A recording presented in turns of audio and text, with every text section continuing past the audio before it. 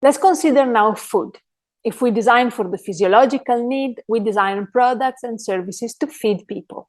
We can design just for this, nothing wrong with it. But when we design with a higher purpose, when our design process is a conscious act of self-actualization, the product or service we design inevitably allows people to fulfill higher needs too.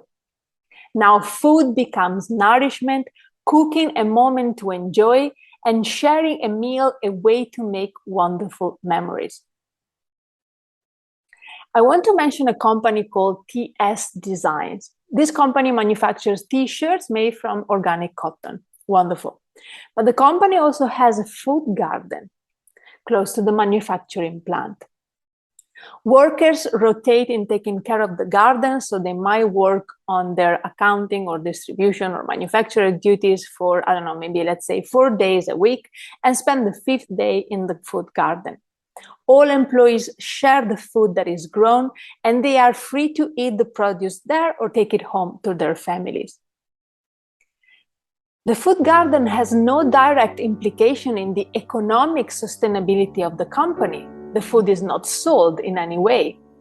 The function of the food garden is the reason why this company is, in my opinion, exemplary and just wonderful. The food garden, 1, provides a healthy diet for the employees. 2, which means general health and prevention of many possible diseases.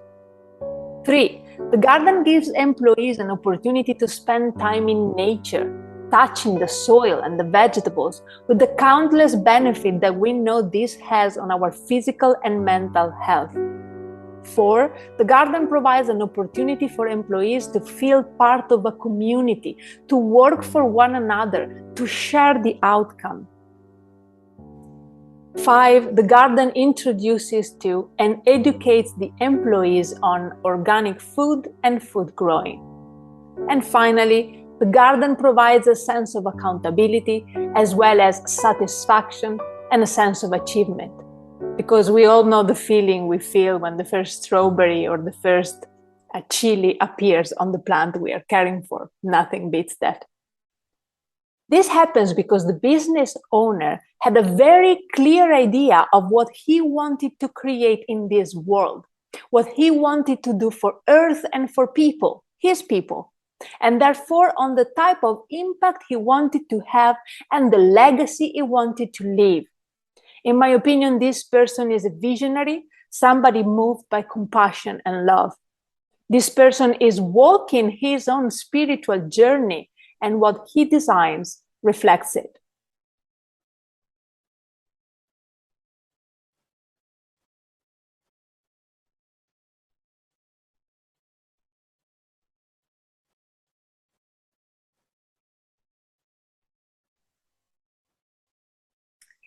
We have seen how we can use the hierarchy of needs as a way of visualizing all the human needs for which we can design.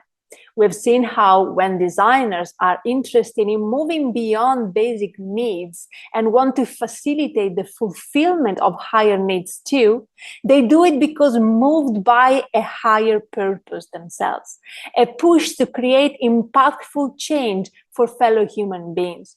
And they do it when supported by compassion, joy, and love. We've also seen how this process is inevitably part of designers' personal spiritual journey, a journey of choices toward who they want to be and what impact they want to bring to the world, regardless of whether the designers are aware of it or not.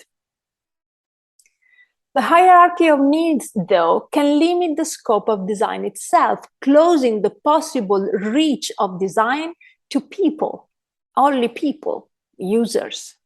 There are plenty of instances where great design is achieved without the user at the center of the process.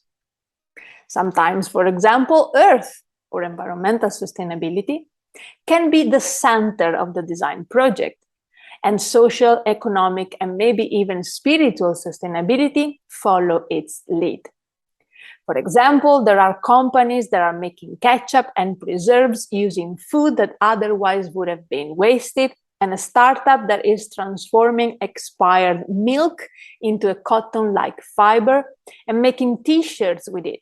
Simply, food waste is turned into a resource and the economy becomes circular.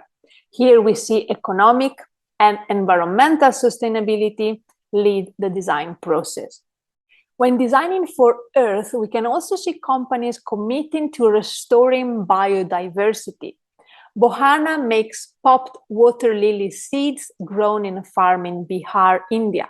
Bohana has a close relationship with farmers and is committed to fair wages, ethical and sustainable harvesting, and collaborative supply chain. Environmental sustainability as probably the starting point, and social sustainability followed. Yolele uses West Africa's oldest grain, cereal grain, fonio, to help alleviate extreme poverty and create economic opportunities for smallholder farming communities to support biodiverse, regenerative, and resilient food systems. Again, environmental sustainability is probably the starting point, and social sustainability followed. The reason why restoring biodiversity is essential is illustrated by the Irish potato family. Potatoes come from Peru and Ecuador, and there are hundreds of kinds of them. Ireland in the 1800s was growing 5 kinds. Those potatoes found a blight, a plant disease, and it affected all of them. If they had been growing 20 or 30 kinds of potatoes, chances are that at least a few of those would have been blight resistant. But they were growing only 5 kinds, and millions of people starved. People starved because of lack of biodiversity. Carol Curry, the founder of Sow True Seed, a company devoted to saving and distributing seeds, explains that today the problem persists with genetically engineered corn, for example. The same corn is being planted time after time and all around the world. We are noticing that there are blights that are happening and they take down the whole crop. So the reason to save your seed and have 100 types of tomato is, should a blight come along or a bug, one of them or 5 of them will be resistant, and that's how Mother Nature works.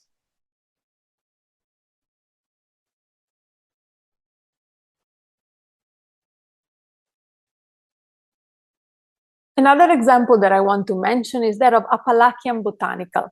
This company is restoring and revitalizing land destroyed by coal mining by repurposing it into a lavender farm. We love it because the company gives work to the people who lost their job when the mine closed, and because it put together 2 things that needed each other: acres of abandoned, blown up, deprived soil with a plant that happens to love poor soil, lavender. Lavender also happens to reduce toxic heavy metals from the soil, turning desolation and destruction into life and beauty. Companies like this bring back nature, balance, and cleanliness, where other companies have left pollution and ugliness.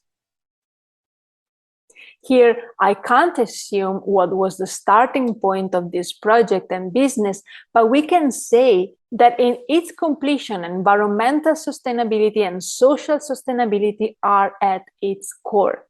2 things to consider here. Firstly, this is an example of environmental sustainability that goes beyond using recyclable material, beyond using recycled materials, beyond upcycling and repurposing, and towards regeneration. Regenerative design happens when not only we reduce our impact on the planet, but we actually bring back beauty, nature, nourishment, balance, and life, where we previously brought destruction and pollution. Secondly, this is to me another example of a company that is the result of someone who knows what type of impact they want to have on the world and what they want to do for Earth and for their community. This company follows the principles of someone whose spiritual journey towards compassion is well on its way, whether they're aware of it or not.